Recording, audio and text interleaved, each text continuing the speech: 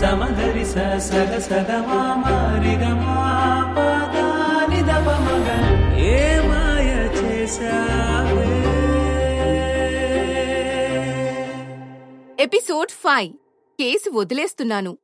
రెస్టారెంట్లో ఆకాంక్షతో కలిసి రోహన్ లంచ్ చేయడం చూసిన వేదకి చాలా కోపం వస్తుంది. రోహన్ వెళ్ళిపోగానే ఆకాంక్షని నోటికి వచ్చినట్టు అంటూ ఇష్టం వచ్చినట్టుగా మాట్లాడుతూనే ఏకంగా కొట్టడానికి కూడా చెయ్యెత్తుతుంది. కాని ఆమె చెయ్యి గాల్లో ఉండగానే అక్కడికి పరిగెత్తుకుంటూ వచ్చాడు మేనేజర్. మేడం ప్లీజ్, మీ ఇద్దరు ఇక్కడి నుంచి వెళ్ళిపోండి. మా రెస్టారెంట్ కి పద్ధతి గల వాళ్ళు వస్తుంటారు. మీ వల్ల అనవసరంగా ఇక్కడ ఎన్విరాన్మెంట్ పాడవుతుంది. వచ్చి రాగానే ఈ వేద వల్ల నేను బయట వాళ్ల చేత కూడా మాటలు పడాల్సి వస్తుంది. ఇంకా ఇక్కడే ఉంటే జనాలు కూడా తూ అనుకుంటారు. Sorry for the inconvenience, I'm leaving.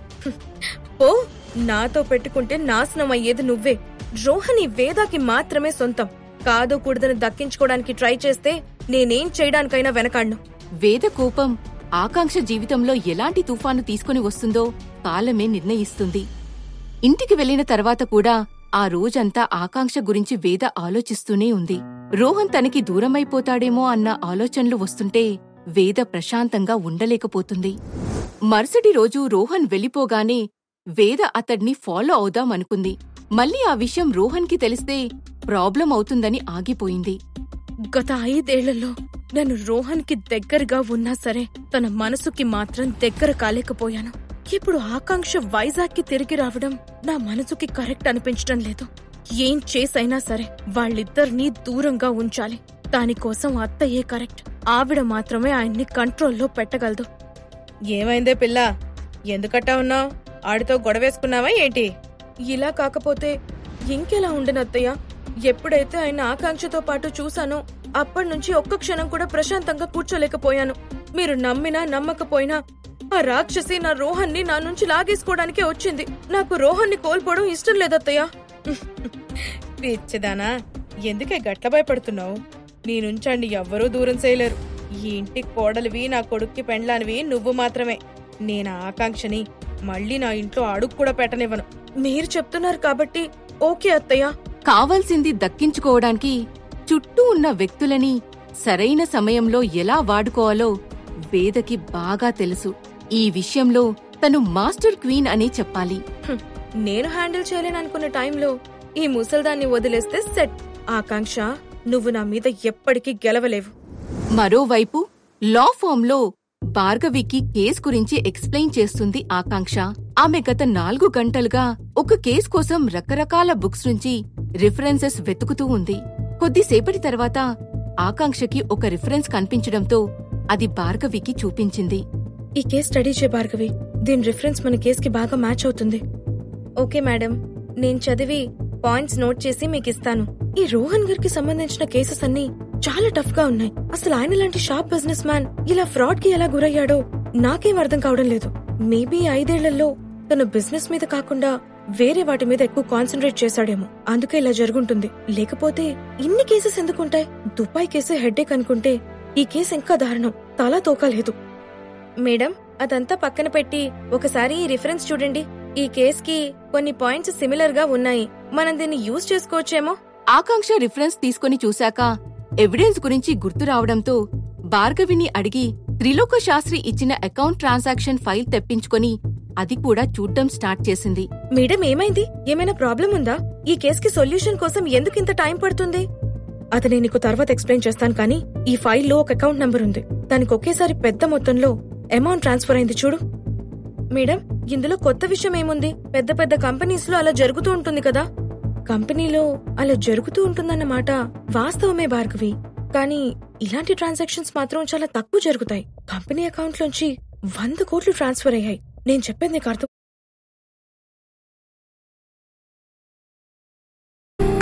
చిత్రం కదా, ఒక చూపుకే ఒరిగిపోయా. థింక్ చెయ్. అవును మేడం, కంపెనీ నుంచి ఎప్పుడు ఇంత ఎక్కువ అమౌంట్ ఒకేసారి ట్రాన్స్ఫర్ అవ్వదు. మీరు చెప్పేది వింటుంటే ఖచ్చితంగా ఏదో జరిగిందనిపిస్తుంది. సరే, నువ్వు కూర్చొని రిమైనింగ్ కేసెస్ సంగతి చూడు. ఇవన్నీ సాల్వ్ చేయగలిగితే నా కెరియర్ లో ఊహించని స్థాయికి వెళ్తాను. కానీ వీటన్నిటి గురించి ఇంకా బాగా తెలియాలంటే ఖచ్చితంగా రోహన్ని కలిసి మాట్లాడాల్సిందే. ఒక పంచే భార్గవి, మిస్టర్ రోహన్ని కలవడానికి అపాయింట్మెంట్ తీసుకో. Hello, receptionist Maya speaking from Rohan industries private limited. How may I help you? Hello Maya, I'm Bhargavi. నేను స్వస్తిక్ లా ఫర్మ్ నుంచి మాట్లాడుతున్నాను. ఈ రోజు రోహన్ గారిని కలవడానికి మా మేడం ఆకాంక్షకి ఆఫ్టర్నూన్ అపాయింట్మెంట్ దొరుకుతుందా? అక్కడే త్రిలోక శాస్త్రి రోహన్ కూడా ఉండడంతో రిసెప్షనిస్ట్ వెంటనే వాళ్ళకి ఇన్ఫర్మేషన్ చెప్పింది. ఆకాంక్ష తనంతట తానుగా కాల్ చేసి మాట్లాడుతుందని రోహన్ ఎక్స్పెక్ట్ చేశాడు. కానీ అసిస్టెంట్ ద్వారా ఫోన్ చేయించడంతో అతని ఈగో హర్ట్ అయింది. ఎంత పొగరు అయినా అసిస్టెంట్ తో కాల్ చేయించాల్సిన అవసరం ఏంటి? చెప్తాను దీని సంగతి. మాయా, ఈరోజు ఆఫ్టర్నూన్ 1:30కి సిఎన్సెన్ కేఫ్ లో మీట్ అవ్వమని చెప్పు. రిసెప్షనిస్ట్ అదే విషయం చెప్పడంతో షెడ్యూల్ చెక్ చేసి ఓకే చెప్పింది భార్గవి. ఆకాంక్ష తన వర్క్ ఫినిష్ చేసుకుని 15 నిమిషాల ముందే కేఫ్ కి రీచ్ అయ్యింది. అప్పటికి రోహన్ అక్కడికి రాలేదు. అతని కోసం ఎదురుచూస్తూ అక్కడే గంటసేపు గడిపేసింది. ఇక రోహన్ రాడు అని అర్థమై అక్కడ్నుంచి వెళ్లడానికి పైకి లేవగానే ఒక వ్యక్తి ఆకాంక్షని అనుమానంగా చూస్తూ దగ్గరికొచ్చాడు. మీరు ఆకాంక్ష కదా? రోహన్ సార్ ఒక ఇంపార్టెంట్ విషయంలో బిజీగా ఉండి రాలేకపోయారు.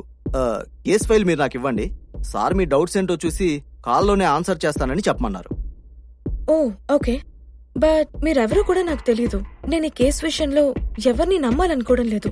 మీ సార్ నాతో డైరెక్ట్ గా చెప్పలేదు కాబట్టి నేను ఇది మీకు ఇవ్వలేను. సో నేను ఈ ఫైల్ స్కాన్ చేసి మీ సార్కి మెయిల్ చేస్తాను.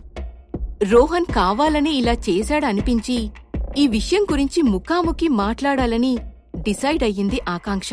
అందుకే తర్వాత రోజు చెప్పా పెట్టకుండా రోహన్ని కలవడానికి అతని ఆఫీస్కి వెళ్ళింది.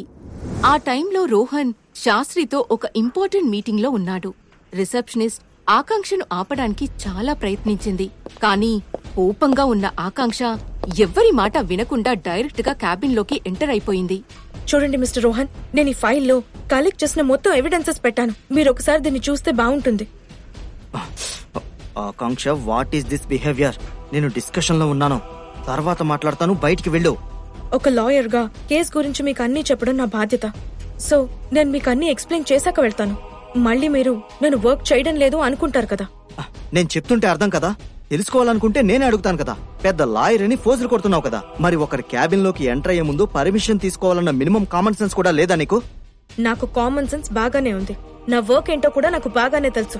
కానీ ఒకరికి టైం ఇచ్చి అనవసరంగా వెయిట్ చేయించడం కరెక్ట్ కాదన్న విషయం మీకు తెలీదా? ఆకాంక్ష, లాయర్వి లాయర్లా బిహేవ్ చేయి, పెళ్లంలాగా కాదు. అసలు నన్ను క్వశ్చన్ చేసే హక్కు నీకెవరిచ్చారు? నేను నాకు నచ్చినట్టుగా ఉంటాను. అయినా నీలాంటి అమ్మాయిల గురించి నాకు బాగా తెలుసులే. చాలా తక్కువ ఏజ్ లో ఇంత పేరు రావడం అనేది ఇంపాసిబుల్. కానీ నీకు వచ్చిందంటే నేను ఆ మాత్రం అర్థం చేసుకోలేనా?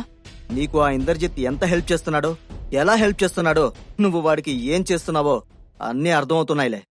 రోహన్, మీరు మీ లిమిట్స్ క్రాస్ చేస్తున్నారు. నువ్వెవరు నాకు లిమిట్స్ చెప్పడానికి? అసలు నీ మీద నాకు నమ్మకమే లేదు. నీ ఎబిలిటీ మీద కూడా నాకు డౌటే. ఏదో శాస్త్రి చెప్పాడని ఇచ్చానంతే. ఓకే మిస్టర్ రోహన్, నేనిప్పుడే మీ కేసెస్ వదిలేస్తున్నాను.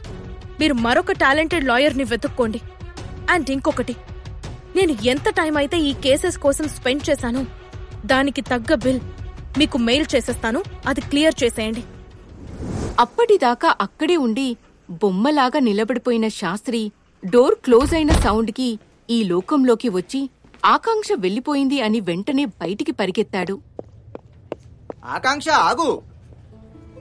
ఆ గతాన్ని మర్చిపో. ఈ టైంలో రోహన్ గారికి నీ అవసరం ఉంది. ఈ కేసు నుంచి బయటపడేసి మమ్మల్ని గట్టెక్కించమ్మా. ఆ మాట మీరు కాదు శాస్త్రి గారు, మీ సార్ చెప్పాలి. ఆయన అర్థం చేసుకోవాలి. ఆయన విలువలేని చోట ఆత్మాభిమానాన్ని చంపుకొని పనిచేయలేం కదా. అంత పెద్ద మాటలు ఎందుకమ్మా? ఆయన ఏదో కోపంలో మాట్లాడారని నీకు తెలుసు కదా. ఈ కేసు నువ్వు తప్ప ఇంకెవ్వరూ హ్యాండిల్ చేయలేరు అన్న విషయం నాకు బాగా తెలుసు. ప్లీజ్ లోపలికి రా, ప్రశాంతంగా కూర్చుని మాట్లాడుకుందాము. ఆయన తరపున నేను క్షమాపణ చెప్తాను. శాస్త్రి అంతలా అడుగుతుంటే ఆకాంక్ష కాదనలేక రోహన్కి మరొక ఛాన్స్ ఇచ్చి చూద్దామనుకుని అతనితో కలిసి క్యాబిన్ లోపలికి వెళ్ళింది. రోహన్, ఆకాంక్ష ఒకరివైపు ఒకరు చూసుకుంటూ ఉన్నారు తప్ప ఏమీ మాట్లాడుకోవడం లేదు. త్రిలోక శాస్త్రికి కూడా విషయం ఎలా మొదలు పెట్టాలో అర్థం కాక బుర్రని కష్టపెట్టేస్తూ ఉండగా క్యాబిన్ డోర్ దబేల్మని ఓపెన్ చేసుకుని లోపలికి ఎంటర్ అయ్యింది వేద. ఈ ఆకాంక్ష ఇక్కడేం చేస్తుంది? ఇప్పుడేమైనా మాట్లాడితే రోహన్ ముందు నేను బ్యాడ్ అవుతాను. పైగా ఆకాంక్ష ఏదైనా అని నిజం బయటకొస్తే ఇన్ని సంవత్సరాలుగా కష్టపడిందంతా వృధా అవుతుంది. దీన్ని ప్రెజెంట్ ఇగ్నోర్ చేయడమే బెస్ట్. రోహన్, నేనీరోజు నీకోసం నా చేతులతో బిర్యానీ చేసి తీసుకొచ్చాను. I'm sure you will love it.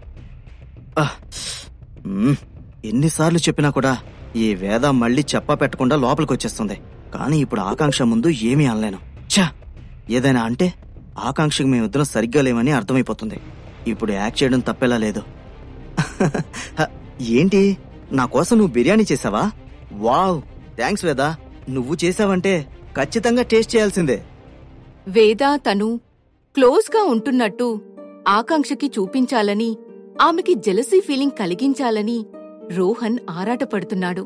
వేద కూడా వచ్చిన అవకాశాన్ని ఏమాత్రం వదులుకోకుండా బాక్స్ ఓపెన్ చేసి స్పూన్తో రోహన్కి తనే తినిపించబోయింది.